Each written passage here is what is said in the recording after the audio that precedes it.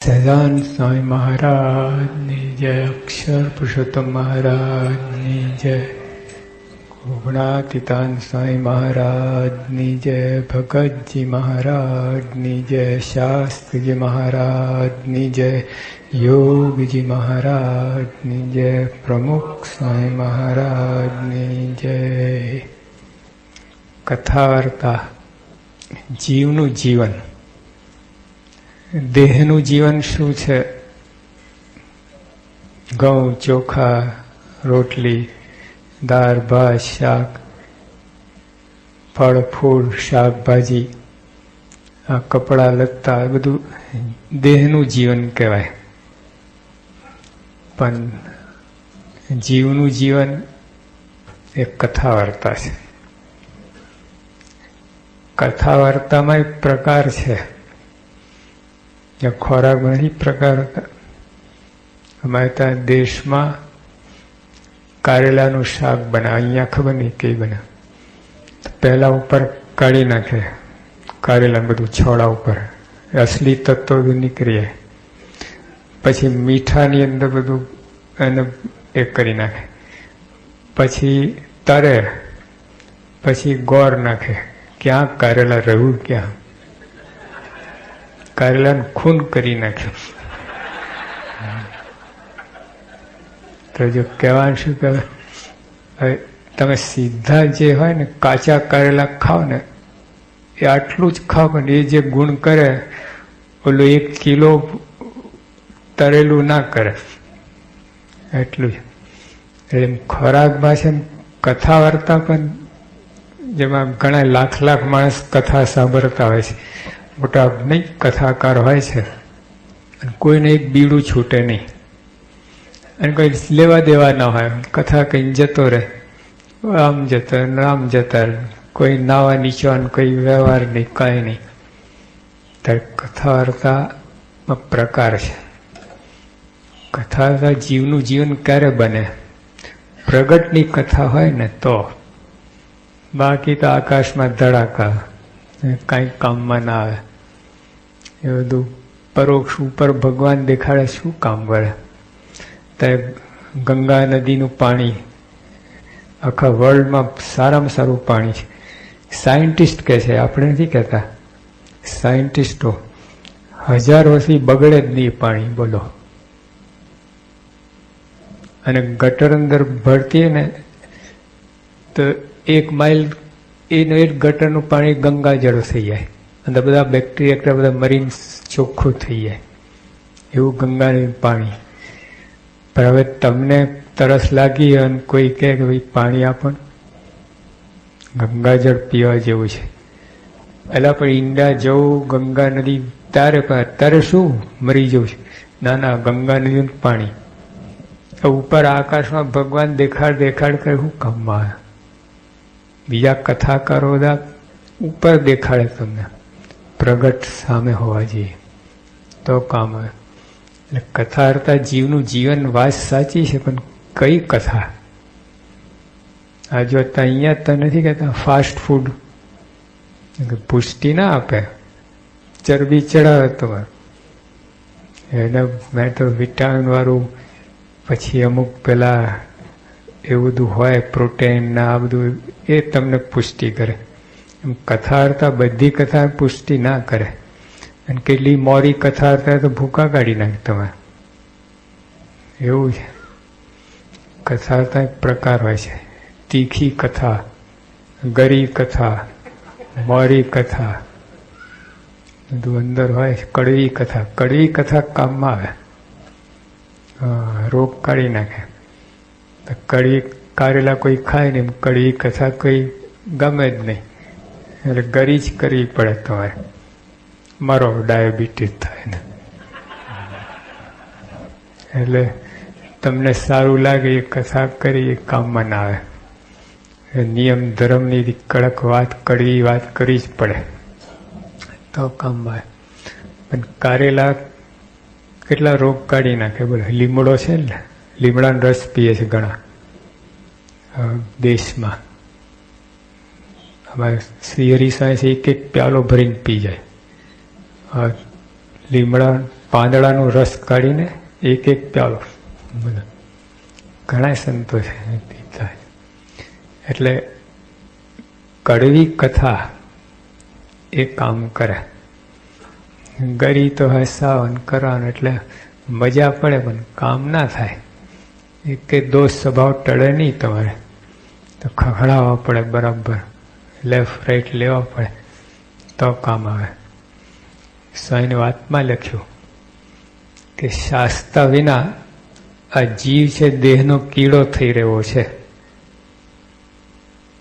પોતાની તાકાત નથી કાબુ લેવાની, અને કોઈ તમને કહેવા જાય તો સાંભળવાના નથી. કેવી રીતે સુધરે? કોઈ કે કડવું કે ને તમે એને લો તો કામ થાય. એટલે ટૂંકમાં આપણે જીવનું જીવન કથા વાર્તા છે. કથા વાર્તા અંદર પ્રગટની વાત, પરોક્ષની નહીં, પ્રગટની કથા વાર્તા. અને એમાંય મહિમા. સ્વામીની પહેલી જ વાત લખી છે કે ભગવાન સંતના મહિમાની વાતો નિરંતર કરવીને સાંભળવી. જો શ્વાસ નિરંતર લઈએ છે, બરાબર, શ્વાસોશ્વાસ તો એ તો ચાલે. હજુ ઘણા બોલા કુંભક રેચક એ બધું કરે છે ને, પૂરક. એટલે પૂરક ભાઈ કુંભકમાં રોકે તો જો અખંડ ના થયું, શ્વાસ રોકી રાખે મિનિટ 2 મિનિટ. અને કથા અર્થ તો અખંડ કહ્યું, વચ્ચે ટાઈમ જ મળે તો બીજો ગડબડ કરે ને. ભગવાન સંતના મહિમાની વાતો નિરંતર કહી, બીજો વચ્ચે ગેપ પડે તો અભાવ ગુણની વાત આવે ને. તો કહેવાનું શું કે જે તો પ્રગટની વાત, એમાં મહિમાની વાત. મહિમાની વાત હોય તો મેં કે જીવમાં બળ આવે. જો સ્વામીની વાત પહેલી વાત બોલું છું, ભગવાન સાધુનો મહિમાની વાતો નિરંતર કરવીને સાંભળવી. ભગવાન શ્રીજી મહારાજ તો પોતાનું અક્ષરધામ પાર્ષદ અને મુક્તો સાથે પધાર્યા છે. તેવા ને એવા જ છે, જેવા અક્ષરધામમાં છે એવા જ અહીં છે. લેશમાં તો ફેર નથી. અને એવો મહિમા સમજે તેના જીવમાં બળ આવે. એવો મહિમા ના સમજે એનો જીવ દુબળો રહે છે. માટે એવો મહિમા સમજવાનું કારણ તો એવા ભગવદીનો પ્રસંગ છે, પણ એના એ મહિમા સમજાય નહીં. અરે મહિમા કોને સમજે? નિષ્ઠાવાળો હોય બીજા નિષ્ઠા કરાવે, બીજા શું કરાવે? પ્રોફેસર આવીને વાત કરે તમને, તમે પ્રશ્નાત્મક સ્વામીની વાતો આપી દો, પછી લેખો તૈયાર કરી આપે તમને, આર્ટિકલ્સ, પ્રવચન, અને પછી આવીને બોલી જાય. એક કે નિષ્ઠા ના કરાવે. નિષ્ઠા છે ને શિર સાટેના ખેલ છે, માથા આપવાના છે. એ કંઈ પ્રવચનનો વિષય નથી. નિષ્ઠા ધર્મની પ્રવચન વિષય નથી.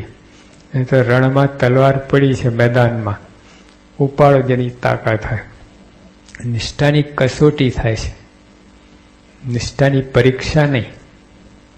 આ તો પરીક્ષા આપો અને પછી એમાં સુવર્ણ ચંદ્રક લાવો એમ નહીં.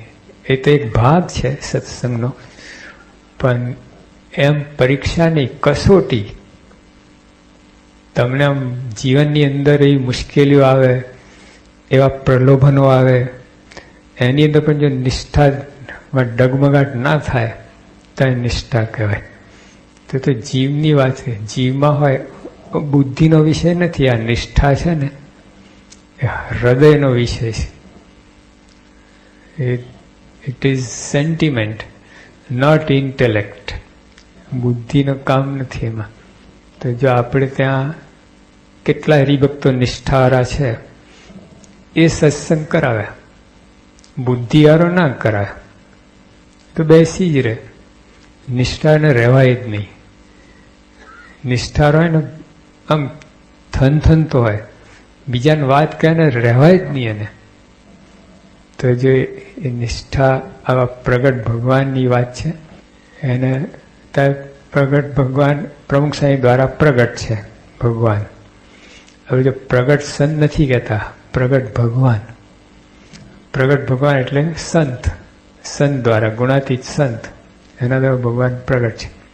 એનો મહિમા છે ને ટોનિક છે. જેમ તમે વ્યવહારની અંદર પૈસો કરન્સી મુખ્ય છે. 1,00,000 ભિખારી ભેગા થાય અને વિચાર કે ફોર્ડ જેવી કંપની નાખવી છે, ક્યાંથી નાખે? એક ડબલું ના ઊભું કરી શકે, ફેક્ટરી ક્યાં નાખે? તો 1,00,000 ભેગા થયેલા શું થયું? ચલો આ તો ભિખારી છે, પણ 1,00,000 એન્જિનિયર ભેગા થાય, બુદ્ધિવાળા બધા. પણ ફાઇનાન્સ ના હોય તો શું કરવાનું? ફાઇનાન્સ મુખ્ય, પછી બીજું બધું મળ્યું રહે. મૂડી હોય ને, કેપિટલ હોય ને, પછી એન્જિનિયર તો હાયર કરી શકો, પગાર આપીને રાખી શકો, બધું થાય. મુખ્ય કેપિટલ છે. સત્સંગની અંદર મુખ્ય મહિમા છે. મહિમા તો બધું આવે. મહારાજે કહ્યું કે જેમ 12 વર્ષની કન્યા હોય અને ક્ષયરોગ લાગુ પડે તો એ મરી જાય. એટલે પહેલાના વખતમાં ક્ષયરોગની દવા નહોતી. મહારાજ જયારે વાત કરતા તે વખતે તારે કેન્સર લો, 12 વર્ષની કન્યાને કેન્સર થાય, હવે બ્લડ કેન્સર થાય એટલે તો 2-3 મહિનામાં ઉપડવાની જ વાત થાય. એમાં સત્સંગની અંદર મહિમા વિનાની ભક્તિ હોય ટકે નહીં. ગમે ત્યારે ઓસરી જાય તો એક કંઈ અપમાન થાય ઉપડે. કોઈ તમને બોલાવે નહીં, પૂછે નહીં, રાખે નહીં, અને થાય તો ઢીલો પડી જાય. વિચાર બીજા વિચાર આવવા લાગે, સત્સંગ બધું બગડી ગયું છે, બધા સ્વાર્થિયા થઈ ગયા છે, કોઈ કોઈને પૂછતું નથી, બધા માની થઈ ગયા, એ બધો વિચાર અવરા જ વિચાર આવે. કોઈને કાંઈ નથી પણ એને આવું બધું દેખાવા લાગે. એટલે પાણી અંદર લાકડી છે ને, ત્રાસી દેખાય, ખબર? આમ કરું દેખાય, પણ આમ જે ત્યાં પકડે હાથમાં આવે નહીં કાંઈ. આગળ હાથ જાય પછી નીચે લાકડી પકડાય, પાણી અંદર આમ થાય, દેખાય. એટલે અસલી લાકડી તો અહીં છે પણ તમને અહીં દેખાય. આ પકડાય તો કઈ હાથમાં ના આવે. રેલના પાટામાં પાટા ભેગા થતા દેખાય, ભેગા થાય તો આપણે ભેગા થઈએ બધા બેસનારા બધા. તો પાછળ ભેગું દેખાય, આગળ ભેગું દેખાય, પણ ચાલ કરો ભેગા દેખાય પણ ભેગા રહેતા નથી. એમ ખુલતા જાય, એમ જેમ આગળ જાઓ. એટલે આવું બધું છે. એટલે આ નિષ્ઠાની વાત છે ને, એ બહુ જુદી વાત છે. એટલે ખરેખર નિષ્ઠારો હોય બધું કરી શકે. સત્સંગ પોતાને મજા આવે ને બીજાને. તો એક કથા વાર્તા છે ને પ્રગટની, પછી આ મહિમાનું. મહિમામાં જીવમાં બળ આવે. કે ઓલા બધા 1,00,000 ભેગા થાય, કાંઈ ના, વિદ્વાનો તો કાંઈ ના કરી શકે. હવે મુંબઈમાં યોગી બાપા બિરાજતા હતા. એક વાઇસ ચાન્સલર આવેલા બનારસ યુનિવર્સિટીના, અને એમને 6 પુસ્તક લખ્યા છે ભગવાન ઉપર. હાઉ ગોડ કેમ ઇન માય લાઈફ ને આ અને તેને બધું. યોગી બાપાને દર્શને આવ્યા તો કંઈ બાપાએ કહ્યું કે કંઈ વાત કરો સાહેબ.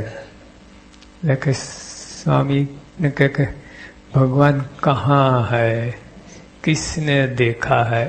અરે 6 પુસ્તક લગે આ શું? લો આઈ મારી વાત. વાઇસ ચાન્સલર બનારસ યુનિવર્સિટીના આવું છે. એ શું નિષ્ઠા કરાય બીજાને? ઉડતું તોડી નાખે બીજાને નિષ્ઠા હોય તો. આવું મારી વાત કરીને, કેમ કે એનું વધારે પ્રમાણ થાય ને વાઇસ ચાન્સલર, એટલે કે મનાય એટલે તરત જ મોરા પડી જાય બીજા. અને જો આપણે રાજુલાવાળા વલ્લભભાઈ તારે છે, એના કીર્તનો જોયા છે, તોડી નાખે એવા, કેટલા બળવાળા છે. 2 ચોપડી ભણ્યા નથી. અથવા વનમાળી દાસ એના કીર્તના નથી, પ્રમુખ સાહેબના કેટલાય કીર્તન બનાવે. આ 2 ચોપડી ભણ્યા નથી બોલો, પણ કેટલું બળ છે. નિષ્ઠા છે, નિષ્ઠાનો રણકાર છે. ઘંટડી એમ રણકે ને, નિષ્ઠા રણકે એના શબ્દોમાં, કીર્તનમાં. એટલે કથા વાર્તા ખરી પણ નિષ્ઠાવાળાની, એટલે ભગવાન પ્રગટ ભગવાનની, એમાં મહિમાનો ભાગ, પછી સત્સંગ ટકે, આવી પ્રાપ્તિ થઈ, અને માણવા માટે કથાની જરૂર છે. જો અત્યારે તો આ શિબિર કર્યું, શિબિરનો હેતુ જ આ છે, આપણે જે પ્રાપ્તિ થઈ છે ઓળખાય અને માંડી શકીએ. નહીં તો તમે 32 પ્રકારના ભોજન હોય, આખો અન્નકોટ કર્યો હોય, ખાલી વાત કરે રાખો, શ્રીખંડ બહુ સારું, હા બહુ સારું, પણ ખાઓ તો નાખો ને કઈ તો કામમાં આવે.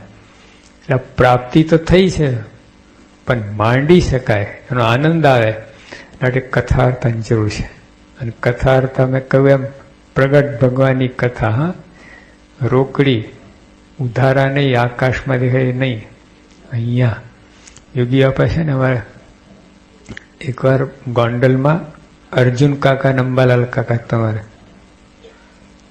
ભગત બંને ત્યાં હતા ને. યોગી આપા બપોરે કથા કરાવતા હતા. પછી અર્જુન કાકા બધી વાતો કરી, થોડીક તાત્વિક દ્રષ્ટિએ કરી. પછી યોગી આપા કે અંબાલાલ કાકાને કે તમે એને ગુજરાતી કરો. હવે ગુજરાતીમાં જ બોલ્યા હતા, તો સ્વામી ગુજરાતી કરો. એટલે એમને સીધું કહ્યું કે આજે અર્જુન આ બધી વાત કરીને આ યોગી આપા એમાં જોડી હેત કરો, એ ગુજરાતીમાં વાત થઈ. સીધી ડાયરેક્ટ, આમ ગોર ગોર નહીં, ભડાકો કરી. એટલે બાપા એમની પાસે વાત કરાવે પછી આવી રીતે ગુજરાતીમાં બધાને સમજાય. એટલે અર્જુન કાકા વાત કરેલી બધી મહિમાની, પણ બધા બેઠેલા હતા એને કંઈ નિશાન ના પડ્યું.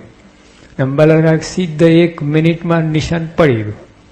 બધાને ખબર પડી કે ભાઈ આ છે જે છે. કથા કઈ કરવાનું શું જો હાથમાં કંઈ ના આવ્યું તો. વર્ષો સુધી કથા વાર્તા કરે રાખે, એને ઓળખાય જ નહીં પ્રગટ, શું કામનું. એટલે કથા વાર્તા એ પ્રાપ્તિ ઓળખવા માટે અને માંડવા માટે છે. ખરો કથાનો ઉપયોગ તો એ છે. પછી બીજું, આપણે બધા સેવાભાવી છીએ, સેવા બહુ કરતા હોઈએ છીએ, તો સેવામાં કેટલાય દોષ આવે છે, એ દૂર થાય એટલા માટે કથા વાર્તા. ગુણાતીતાન સ્વામી કહ્યું કે સેવા કરે ને જ્ઞાન શીખે વધતા જાય છે. એકલું જ્ઞાન કરે ને એકલી સેવા કરે વધે ને ઘટે નહીં. બેમાંથી એક કે ના કરે ઘટી જાય.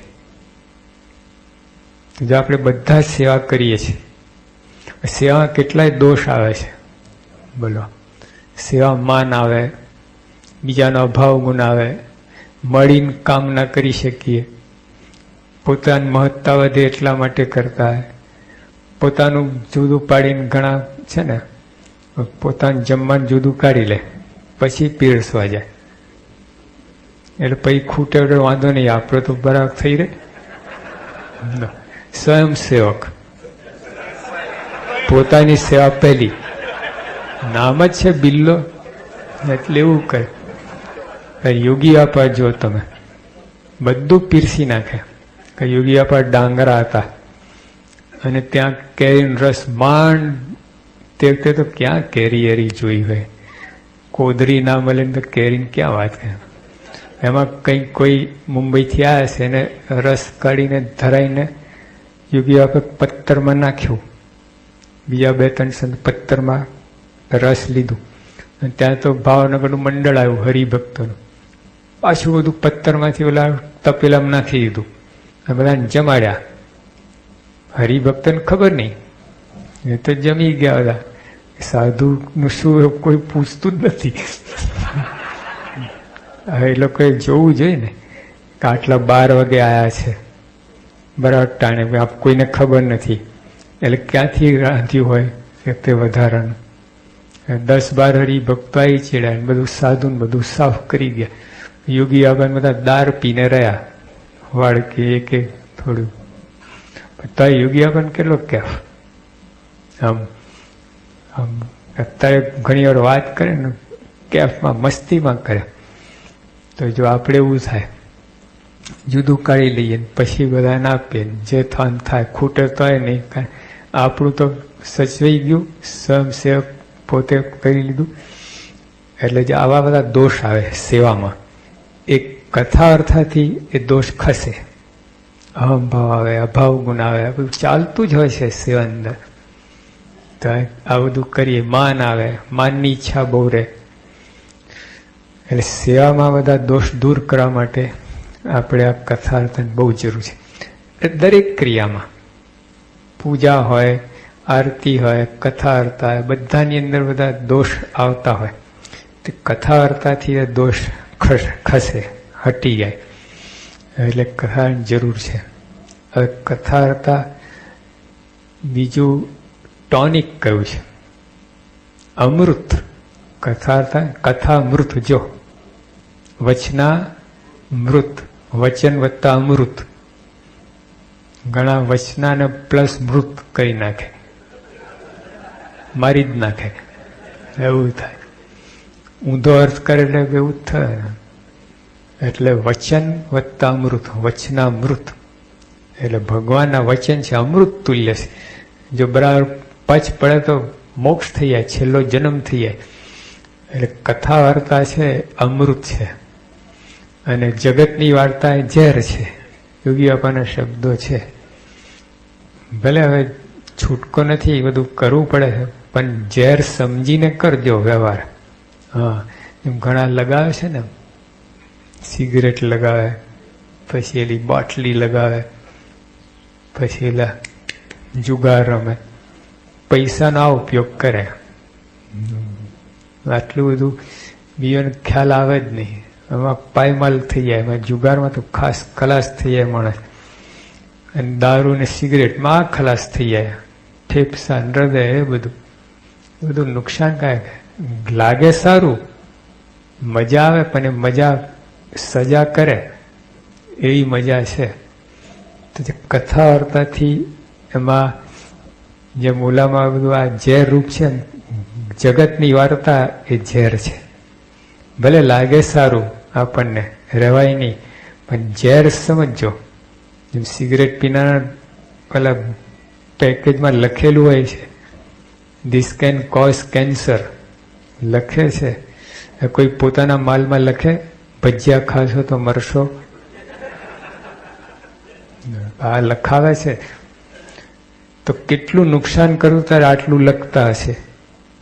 એટલે ટૂંકમાં કહેવાનું છે કે આપણે આ કથા વાર્તા એ અમૃત છે, જગતની વાર્તા ઝેર છે. યોગી આપે એટલે મેળવવાની પ્રાર્થના કે જગત તમને ખારું ઝેર થઈ જાય, જગતમાં રુચિ જ ના રહે, તો એ કથા વાર્તામાં રુચિ જાગે. જો પ્રાર્થના કરવી પડે, કથામાં રુચિ થાય ને બહુ કામમાં આવી જાય. એક માણસ ધન્ય થઈ ગયો, કથામાં રુચિ જાગી, પ્રીતિ જાગી, કથા વાર્તા ગમે, એ માણસ ધન્ય થઈ ગયો, નિહાલ થઈ ગયો. કારણ કે એમાંથી બધા ગુણ આવે. અમૃત છે ને, ઘી છે આ લોકમાં, આપણે ઘી અમૃત કહેવાય. એટલે જે માણસ ઘી ખાય, પ્યોર ઘી, હા, પછી ડાલડા નહીં, પછી એટલે પ્યોર પ્રગટની વાર્તા. બીજું ભેળસેળ આવે બધું કામ ના કરે. એટલે કથા વાર્તા ટોનિક છે, દવા છે, જન્મના રોગની દવા છે. પ્રગટની કથા વાર્તા કરે ને, ભવસાગર પાર ઉતરી જાય. નાવ છે ભવસાગર તરવાનું. પછી રક્ષક છે, જેમ કથા બોલો ચોકિયાત છે ને, નહીં આપણને ઢંઢોળતા જગાડતા. દેશમાં તો એટલે છે ને આખો રાત ઠોક ઠોક કર્યો ને લાકડી, આમ જાગો જાગો. સ્વામીની વાતમાં છે કે કોઈ કુએ પડવા જતો હોય તેને આડા હજારો માણસ ફરે, તે પડવા દે નહીં. હવે ઘણા કે કુવામાં પડીને મરી જાય ને, ગુસ્સો આવે ત્યારે.